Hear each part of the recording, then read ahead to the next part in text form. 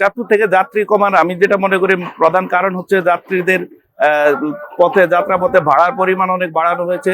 তাছাড়া যাত্রী সেবার মান অনেক খারাপ, সময় লাগে অনেক বেশি, এবং ঘাটে বিভিন্ন ধরনের হয়রানির কারণে যাত্রীরা এখন এই নদীপথ বিমুখ হয়ে অনেকে যাত্রাপথ বাই রোডে যাওয়ার চেষ্টা করতেছে ঢাকা শহরে।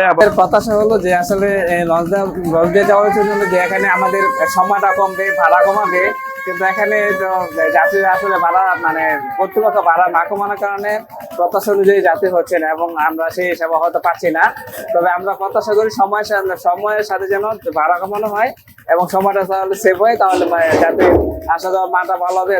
তৈলের দাম বেশি, যার দরুন লঞ্চ কর্তৃপক্ষ ভাড়া কমাইতে পারে না। তারপরও আর যে সময়টা ওই যে যাত্রী শূন্যতা, যার দরুন লঞ্চ হয়তো 3 ঘন্টা বা 3.25 ঘন্টা লাগার কথা, সেখানে হয়তো 3.5 ঘন্টা বা 4 ঘন্টা লাগে। তাতে করে হয়তো তাদের কোনো কিছুটা লোকসান লাঘব হয়। এই জন্য সময় করে তারা হয়তো 3.25 ঘন্টা 3.5 ঘন্টা জায়গায় হয়তো 4 ঘন্টা লাগে তারা ঢাকা থেকে আসে। 50 থেকে 60টা লঞ্চ চলাচল করতো ঢাকা সহ বিভিন্ন নৌপথে।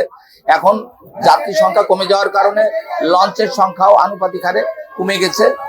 আর বর্তমানে সড়ক পথে যে সমস্ত সময় কম লাগে ঢাকা যাইতে, বিভিন্ন নৌপথে যাইতে, সেক্ষেত্রে যাত্রীরা সড়ক পথটাকে বেছে নিয়েছে। তাই যাত্রী সংখ্যা কমে যাওয়ায় লঞ্চের সংখ্যাও কমে গেছে।